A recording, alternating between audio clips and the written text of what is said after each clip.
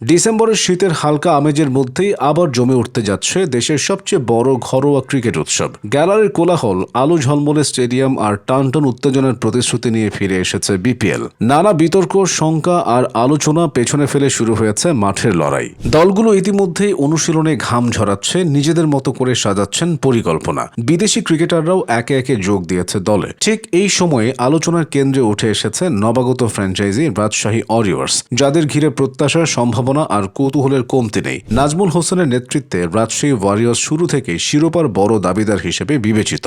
দলটির সবচেয়ে বড় শক্তি নিঃসন্দেহে ব্যাটিং বিভাগ ও অভিজ্ঞ ক্রিকেটারদের উপস্থিতি। ওপেনিংয়ে তানজিদ হাসান বর্তমানে বাংলাদেশের টি-20 ক্রিকেটের সবচেয়ে আলোচিত নামগুলোর একটি। চলতি বছরে তিনি এক পঞ্জিকা বর্ষে বাংলাদেশের হয়ে টি-20তে সর্বোচ্চ রান ও ছক্কার রেকর্ড গড়েছেন। 2025 সালে আন্তর্জাতিক টি-20তে 27 ম্যাচে 135.52 স্ট্রাইক রেটে তার ব্যাট থেকে এসেছে 775 রান। আগ্রাসী ব্যাটিংয়ের পাশাপাশি ইনিংস গুছিয়ে নেওয়ার ক্ষমতাও রয়েছে তার, যা রাজশাহীর জন্য বড় ভরসা। তানজিদের সঙ্গে ইনিংস উদ্বোধনের সম্ভাব্য সঙ্গী পাকিস্তানের সাহিবজাদা ফারহান। তিনিও এই বছরে দুর্দান্ত ফর্মে রয়েছেন। পাকিস্তানের হয়ে 2025 সালে টি-20তে সর্বোচ্চ রান সংগ্রাহক তিনি।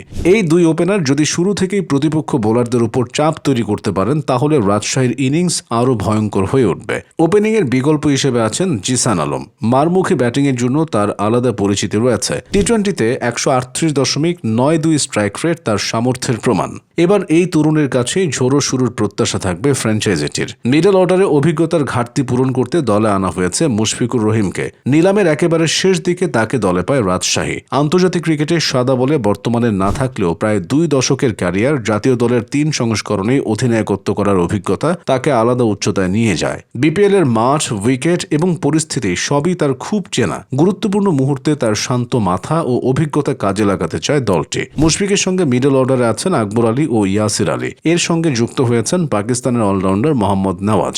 ব্যাটে বলে সমান কার্যকর এই ক্রিকেটার বাংলাদেশের কন্ডিশনে স্পিন ও নিচের দিকে ব্যাটিং দুটোতেই বড় ভূমিকা রাখতে পারেন। তবে মুশফিক যদি উইকেট কিপার ব্যাটসম্যান হিসেবে একাদশে খেলেন, তাহলে আকবর আলীর জায়গা কোথায় হবে, এই প্রশ্ন টুর্নামেন্ট বড় আলোচনার বিষয়। স্পিন বিভাগে রাজশাহী ওয়ারিয়র্স বেশ শক্তিশালী। নেপালের তারকা লেগ স্পিনার সন্দীপ লামিচানে আছেন দলের মূল অস্ত্র হিসেবে। তার সঙ্গে রয়েছেন মোহাম্মদ নওয়াজ, হাসান মুরাদ এবং মেহরাব হোসেন। বাংলাদেশের কন্ডিশনে নেওয়াজ বিশেষভাবে কার্যকর হয়ে উঠতে পারেন। মাঝের ওভারগুলোতে রান আটকে রেখে উইকেট তুলে নেওয়ার দায়িত্ব থাকবে এই স্পিন আক্রমণের ওপর। তবে ব্যাটিংয়ে এত গভীরতা থাকলেও বোলিংয়ে বিশেষ করে পেস বিভাগে কিছুটা নড়বড়ে রাজশাহী। বড় ভরসা একমাত্র তানজিম হাসান। তার সঙ্গী হিসেবে আছেন রিপন মণ্ডল, আব্দুল গাফফার ও রবিউল হক। রিপন ও গাফফার সর্বশেষ রাইজিং স্টার্স এশিয়া কাপে দারুণ পারফর্ম করেছেন। রিপন বাংলাদেশ এ দলের হয়ে 5 ম্যাচে 11 উইকেট নিয়ে টুর্নামেন্টের সর্বোচ্চ উইকেট সংগ্রাহক ছিলেন।